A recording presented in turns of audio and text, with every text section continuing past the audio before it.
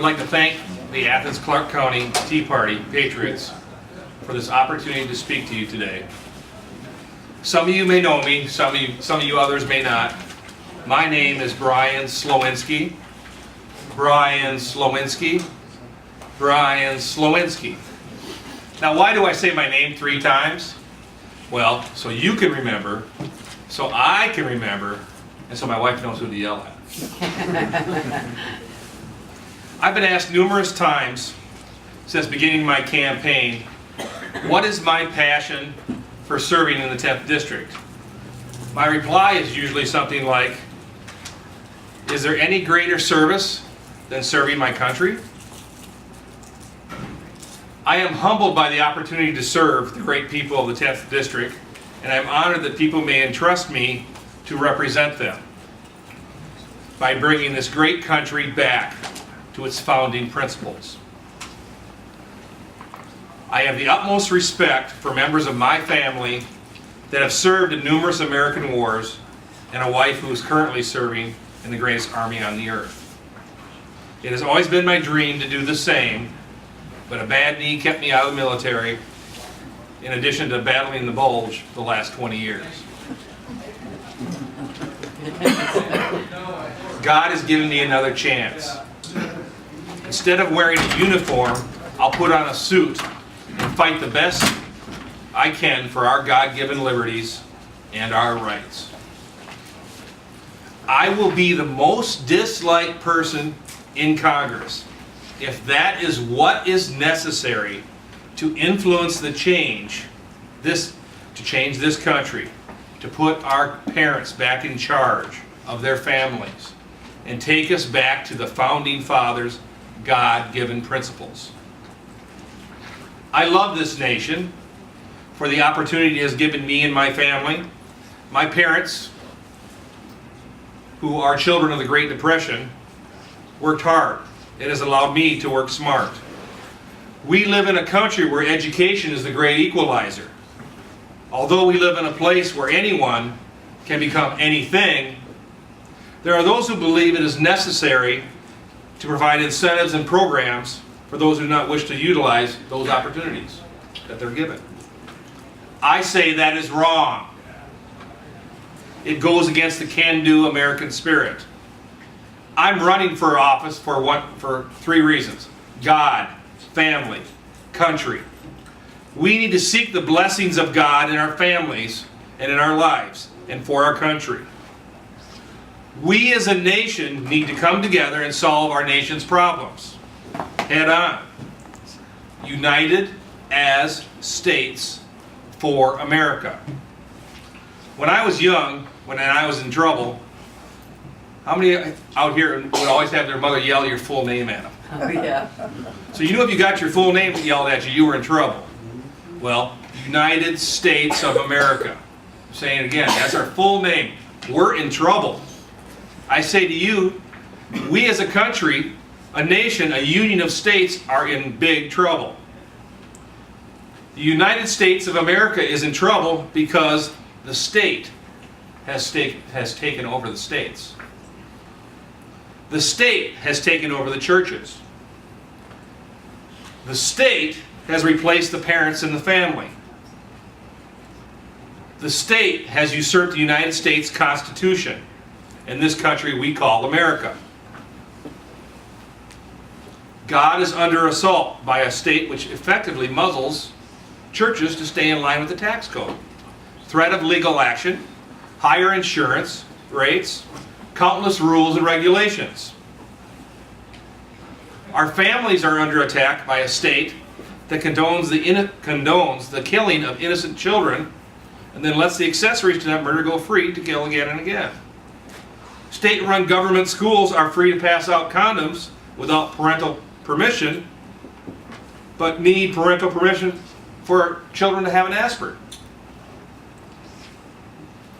That is wrong.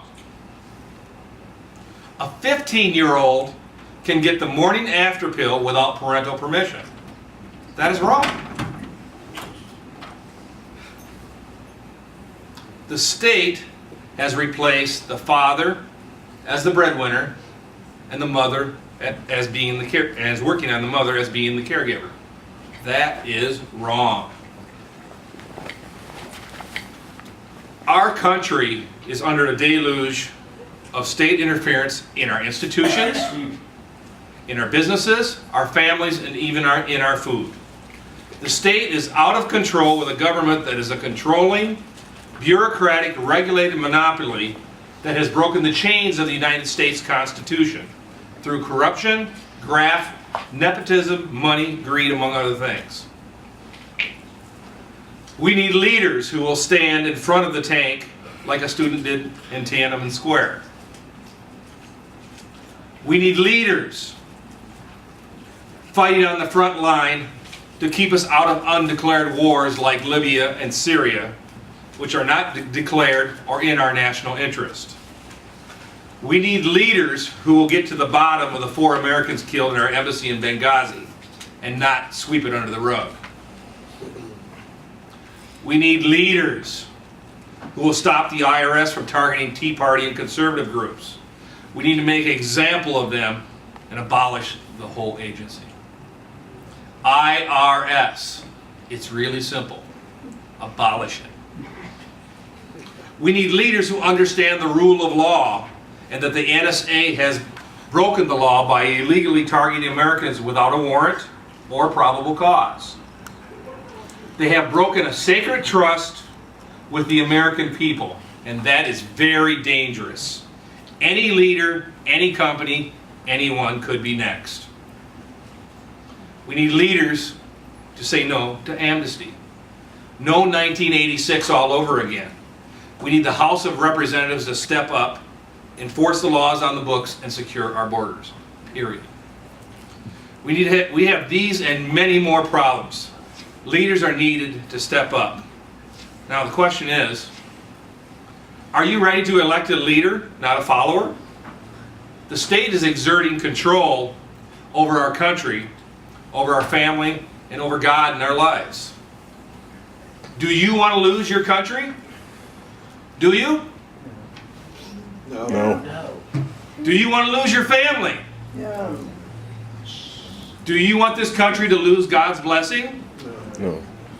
Then fight to elect someone who's a fighter like me. I'm a husband, a dad, a coach, a conservative, a family man, a scholar, a Republican grassroots leader who served on the local level as a precinct chair, like many of you.